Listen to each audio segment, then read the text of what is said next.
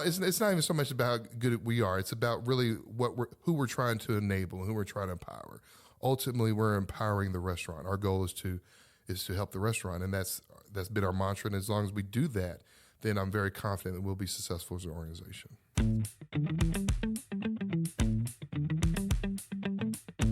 Awesome Inc. presents the Kentucky Entrepreneur Hall of Fame, a show that highlights how people throughout the Commonwealth of Kentucky pursue their definition of awesome through entrepreneurship, technology, and innovation.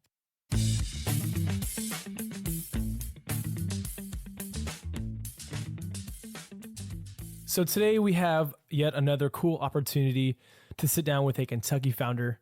Today we're going to be with Mo Sloan. Keith is to my right, but today he's actually taking vocal rest. So don't be sad. I know you're not going to miss hearing his voice. So again, we're going to be with Mo Sloan, who is the founder of EZ-Chow. And a really cool story with Mo is that we came across his company, EZ-Chow, based out of Louisville, back earlier this year. And Mo was one of the pitches for our Five Across April competition. And actually, Mo was the winner of that. So if you are listening to this, I want to highly encourage you to listen to the conversation we're about to have, and also mark down on your calendars December 4th. December 4th is a cool day because that is when all of the previous winners from Five Across this year will come back to Lexington, Kentucky, and we will actually not be meeting at Awesome Inc. for Five Across. We will be at the Kentucky Theater, and the winners from this year will be battling head-to-head to take home the grand cash prize of not $500, but $5,000. So we're really excited, and I'm really excited to share Mo's story with you because Mo is a cool guy. He's got a great company, and his whole value proposition for EZ-Chow is this. Again, it's 2019, and restaurants are actually having a tough time getting profit from things like Grubhub and DoorDash and these delivery companies. So in order for restaurants to be profitable and thrive in the digital age, it's really important for hospitality organizations to begin operating as an e-commerce business. And so again, as we see how convenience is becoming something that's more important to us, we also want to make sure that our startup companies are catering to that. So EZ-Chow provides an all-in-one digital customer engagement platform for restaurants and hospitality companies to interact. And so it's really cool that they're going to have some gamification, loyalty application capabilities, along with digital marketing. And so they have found a problem within the restaurant industry and are making a solution that any customer can use, but also restaurants are not getting gypped from the potential money that they could be making from mobile orders and takeout orders. So it's going to be a shorter episode, and we are in the Awesome Inc. conference room downstairs as we are wrapping up Mo's fellowship orientation for the day. So I got Keith. Actually, I said to my right, he's to my left. Mo's across the table from me, and we are going to dive right on in. So again, thanks for listening. We'll catch you guys soon. Adios.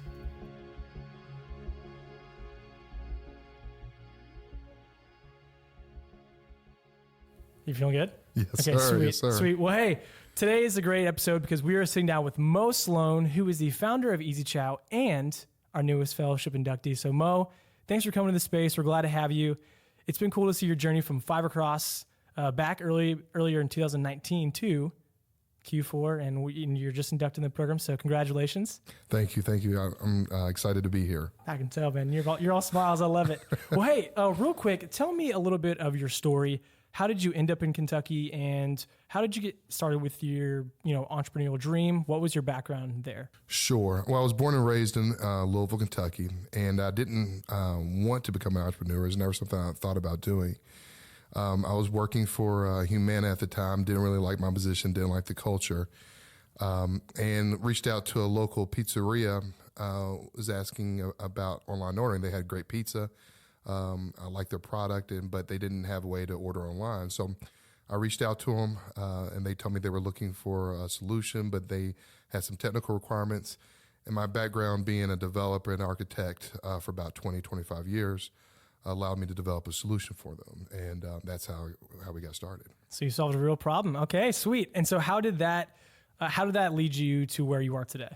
Sure. So it's been a maturation process. It's just been a process of constant evolving and evaluating feedback and realizing, hey, we do this well, we don't do this well, let's fix that.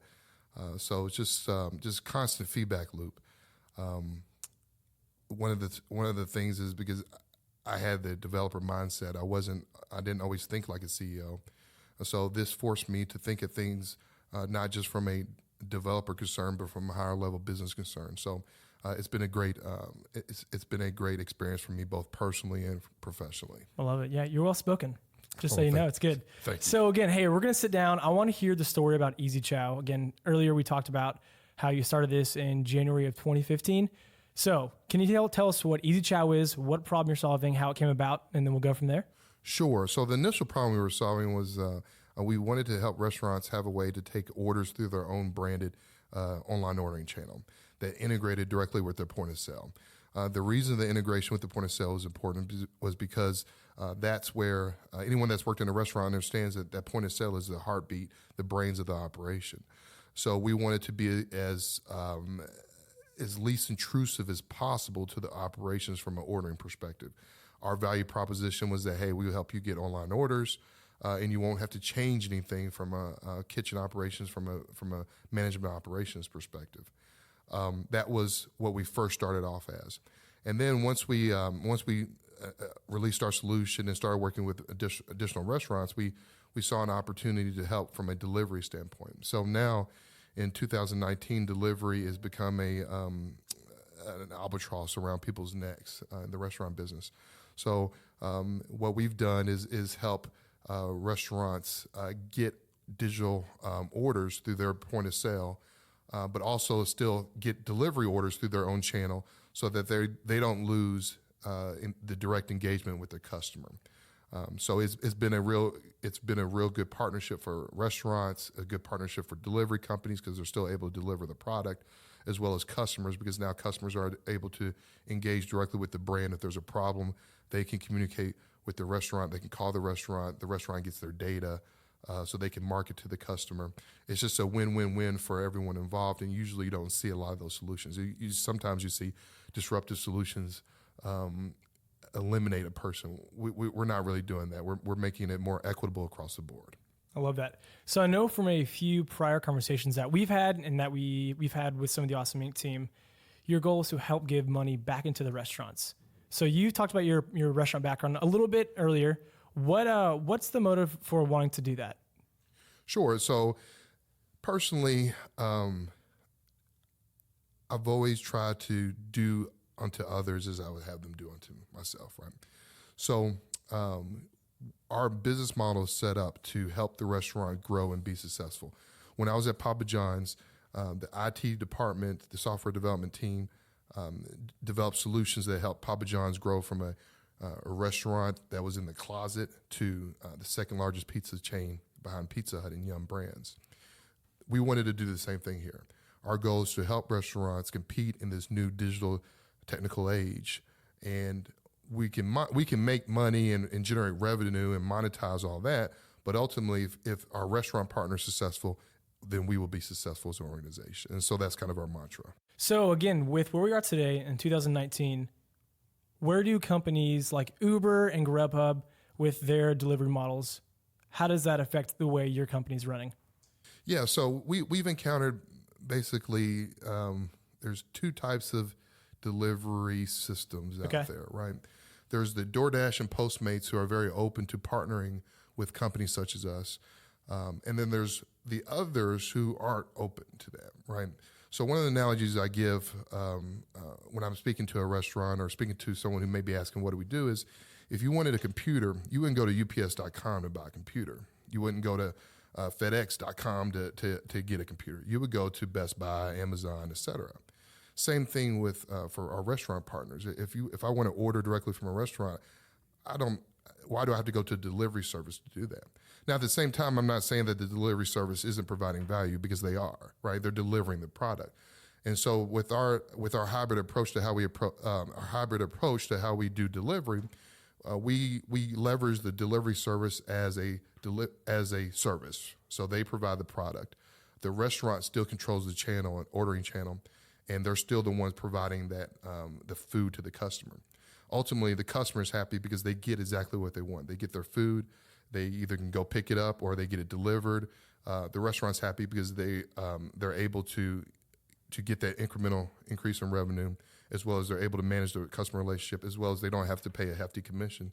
And the delivery service is happy because they got another delivery transaction, which only grows their business even more. So, as I mentioned, it's very equitable across all parties involved in the transaction. And so, yeah, you answered the first one. What was the second delivery model? You said the first one was Postmates and DoorDash? Postmates and DoorDash are partners right now. Okay, sweet. Yeah. That's great for you guys. Yeah, thank you. And was the second one like Uber Eats and Grubhub? Well, Uber Eats and Grubhub, they're not really open to that yet. Okay. From our communication, and that's fine. That's that's their business choice and everything. Yeah. So they just don't know how good you guys are. So one day, yeah, they'll catch on. I love that. It's not even so much about how good we are. It's about really who we're trying to enable and who we're trying to empower. Ultimately, we're empowering the restaurant. Our goal is to help the restaurant, and that's been our mantra. And as long as we do that, then I'm very confident that we'll be successful as an organization. That's great. So tell us a little bit about your team. How many of there are you? What does everyone do? Sure. Who's your least favorite employee? I'm just kidding. Don't answer that. No. So there's myself. I'm founder and CEO of the company. There's Sally Clark. She's Chief Operating Officer. And she does basically all the other stuff that I don't have time to do, which is a lot, right? So she handles and manages operations on a day-to-day basis. She handles sales, billing for us. Anything non-technical, she pretty much takes care of for us. We also have Anthony Sego. He's a developer we got from Code Louisville, but he's a really good developer, hard worker, learns pretty fast. Alexi is our newest developer. He just started with us last week, and we also have an offshore developer. And I would be remiss if I didn't mention our new salesperson, Roger Weber. He reached out he saw an article about us at Insider Louisville. No way, that's awesome. Yeah, and he took the initiative and reached out, and I like that because being a startup, you have to take initiative. You can't wait for someone to tell you what to do. You kind of have to go out and do it. So that's what appealed to me about him. Yeah, he smelled out the opportunity. That's actually something Keith was encouraging me to do last week. He said, hey, Garrett, make sure you're smelling more opportunities. I love that. Well, hey, thanks for sharing a little bit about EZ-Chow and what you do. Now I want to get to know you just a little more on the personal note, if that's okay with you. No, that's fine. So I'm going to throw some rapid fire questions in, but first I want to know what motivates you? Oh, man. Money. Money? Hey, you're honest. I like that. I respect it. Sweet. What does success look like in your life? Personally, but also with EZ-Chow. Sure. Success for me looks like balance. Right now, my situation with being a founder of a startup, et cetera, we've got traction, but that comes at a cost, my family life and everything. So personally, being successful would mean I have my balance back. That I'm able to spend time with my wife, my kids, whoever I need to spend time with, and not be constantly tethered to my phone and emails, right? Absolutely.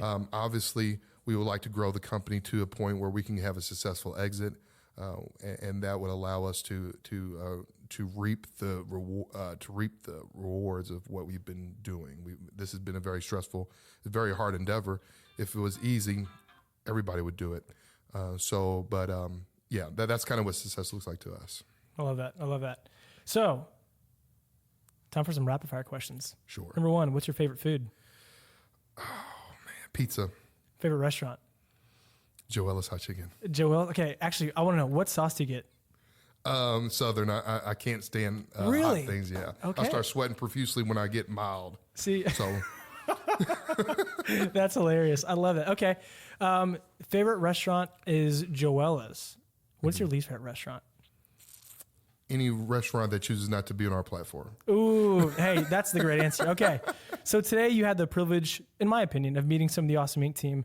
If you were stranded on an island for a year, who was the one person you would take? And you can't say Keith McMunn because he's looking at you. Oh man, I was gonna say Keith. I was gonna say Keith. You totally can. I was just kidding with you. Okay. I was just kidding with you. And then Mo, last thing, what do you want people to remember you by? We're going deep. He did his best. He always tried to do the right thing, and he loves his family. Man, that's good. Man, I'll call you dad too. That's great. All right, hey Mo, I don't have any money for you, though. That's okay. That's okay. Well, hey, last thing, again, thanks for your time. Thanks for coming up today to Lexington, or I guess coming over. I always say coming up. It's coming over from Louisville. And yeah, you've been doing some awesome work. And because of that, I want to give you a quick spotlight that if you could speak to any entrepreneur, ages, 10, 12, whatever, to 50 plus, what's the one piece of advice you would want to tell them? Patience and persistence. I heard this from a Jay-Z motivational video. Oh, right? okay. I love that. And those are the first two things he said, and I concur with that, right? You need to be persistent and you need patience. And if you do those things, you will get to your goal. I love that. So this time next year, where do you want to be? This time next year, I think we would like to be 100,000 plus in monthly recurring revenue, and then see where we're at as far as location wise. Okay, 500 plus locations. I love it. Hey, if you're listening to this, be a part of that. Mo, thanks so much, brother. Looking forward to next time. Thank you. All right, well, that's it. We want to say thank you again so much for checking out the Kentucky Entrepreneur Hall of Fame podcast. Special thanks to Lee Roseveare for the music that you hear in the show, and to Lexington's Awesome Inc. for hosting us from their space. Again, I'm Garrett Farbach. Make sure to check back and tune in next time. We'll see you then.